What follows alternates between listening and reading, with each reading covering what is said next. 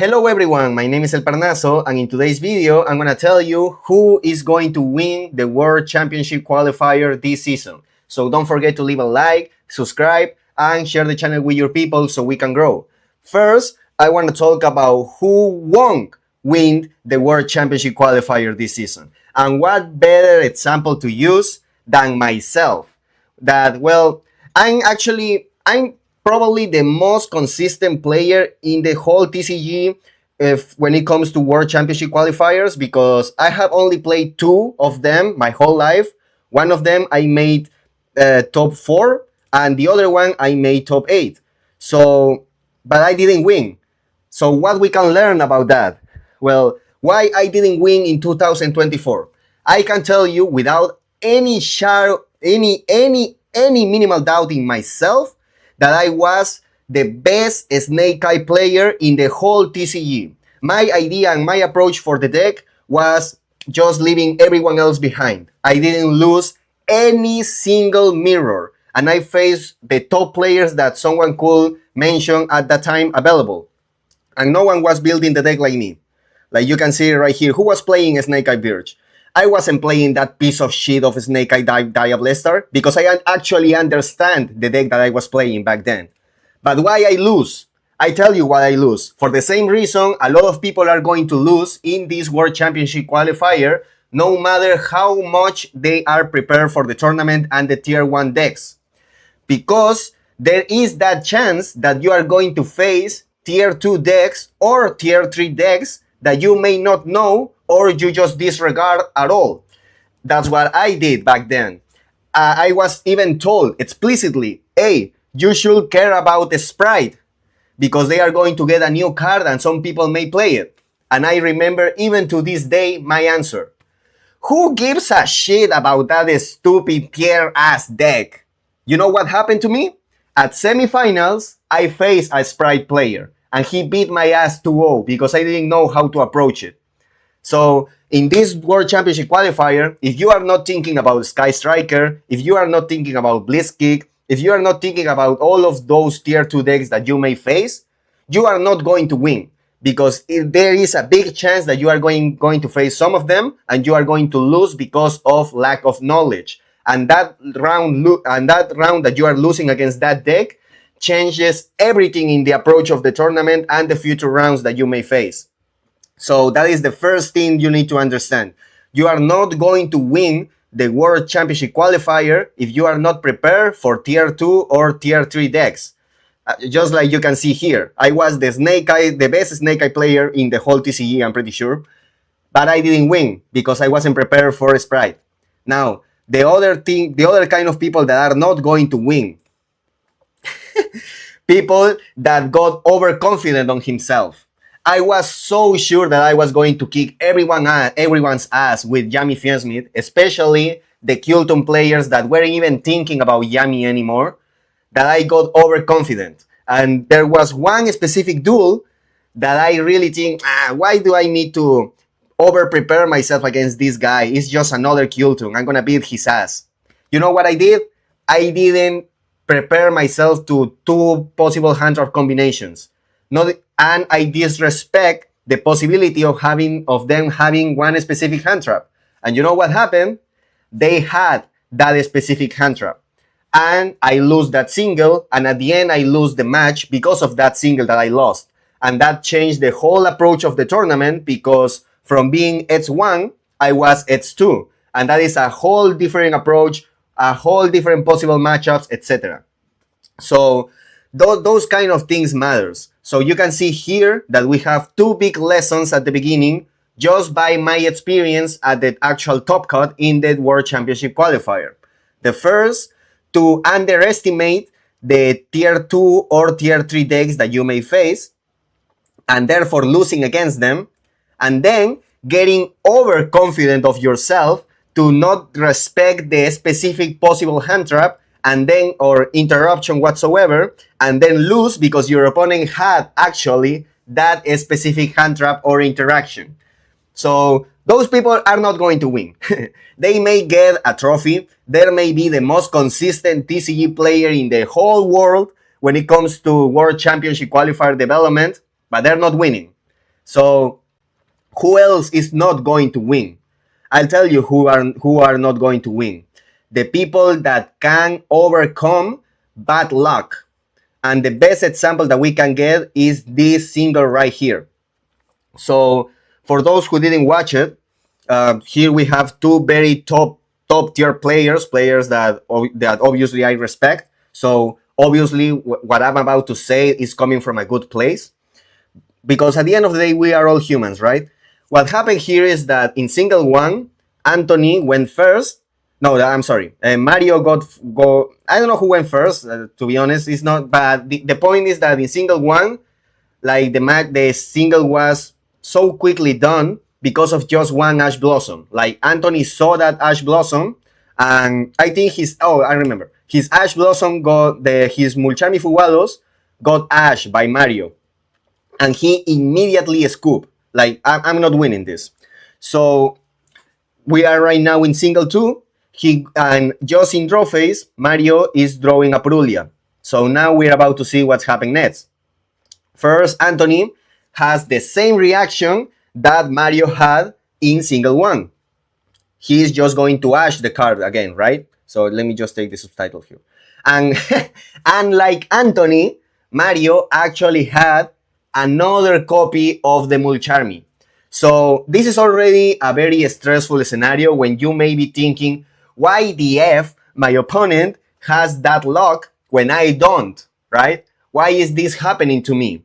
And whenever you are a player that maybe prepared every single day, 10 hours per day, like your girlfriend was right next to you asking you for sets, and you told her, no, babe, I have to win the World Championship qualifier, and you stay testing, even if you are doing that, if you are not preparing your mental for these kind of scenarios that can happen to anyone at the end of the day, you are not going to win the big stage.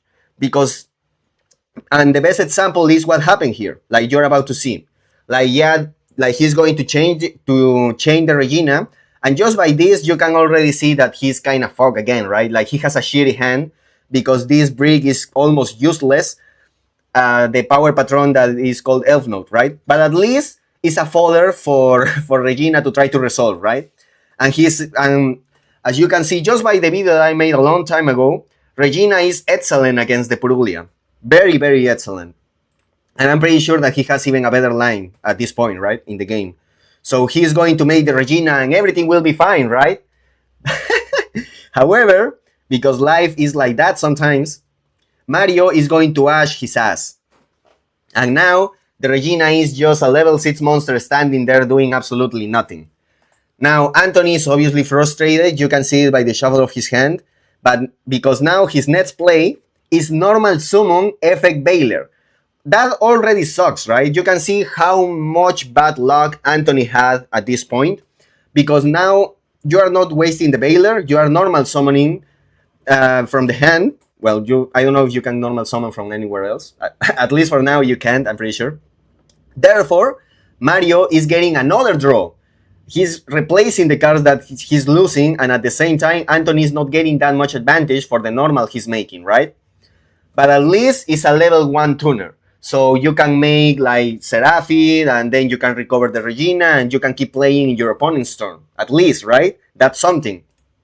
However, because of this stressful scenario, and because we are all humans here and this can happen, but sadly, when it comes to any sports, if it happens to you, you're going to be in a disadvantage than the people that don't happen to them. And why I'm saying this? Because he's going for the Elf Note Synchro, like he's thinking. You can see that he's really trying to make sure that he is about to do this well. And therefore, you may think that he is prepared to do all his resolutions as he should, right? Because he's been thinking about it. He's been thinking what to summon and what to do, technically. But you're not going to hear it here. But in the audio of the video, you can go check it. Like, you can just go and confirm what I'm about to say. He literally says anything on resolution. Now, we all know that the turn player has priority on resolution to activate any kind of trigger effects.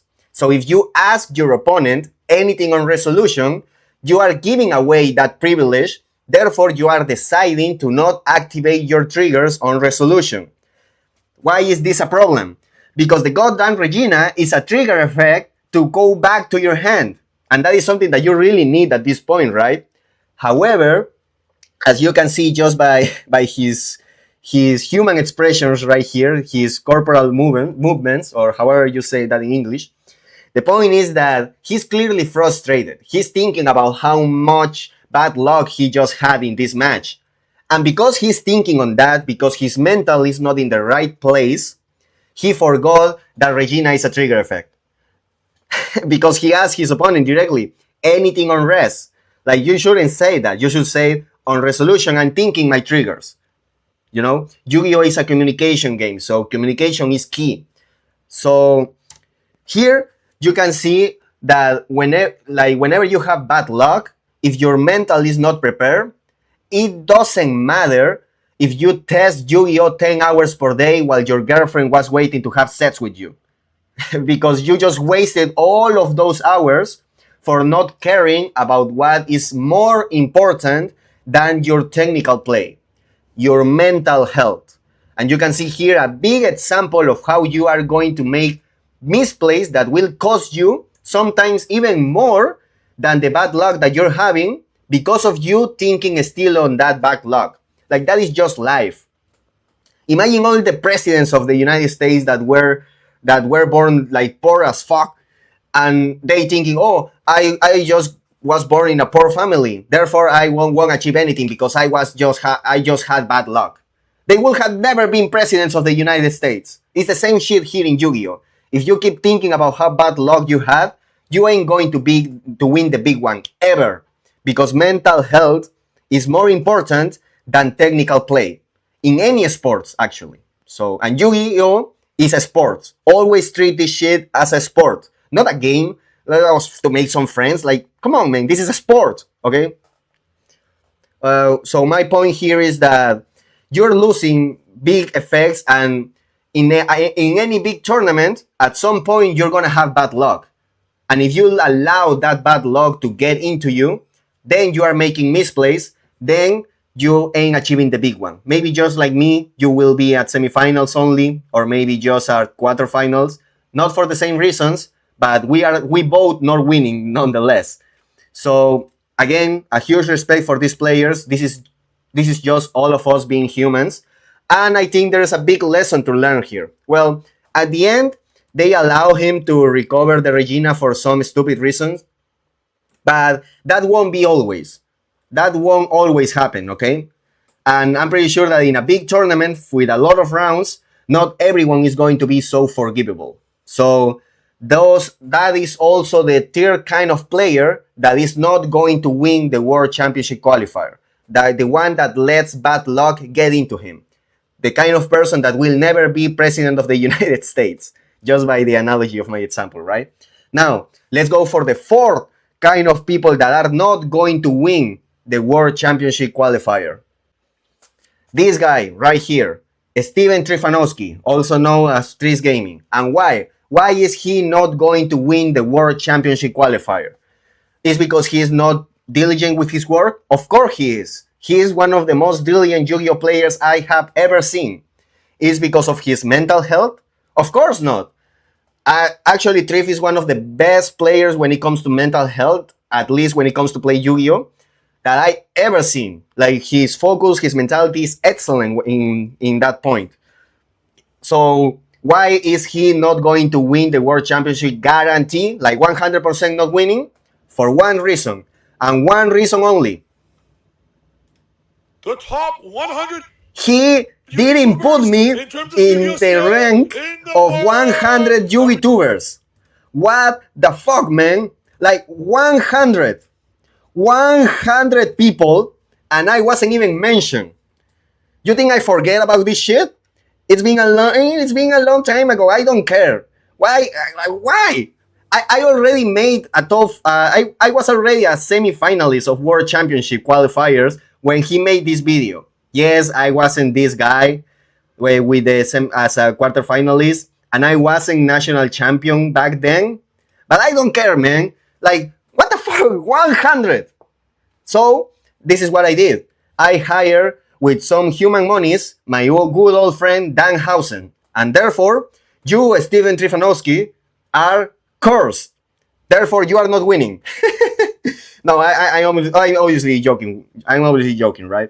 Like, obviously, Steven is one of the top tier candidates to win that event because of, again, the diligence and the mental health. I actually think Steven is one of the best examples of how you should approach a tournament with because he is taking care of both aspects of the game, the technical play and the mental health. There's obviously other aspects too, but for the purpose of this video, I'm just discussing these ones. Actually, I think he's always a candidate to actually win.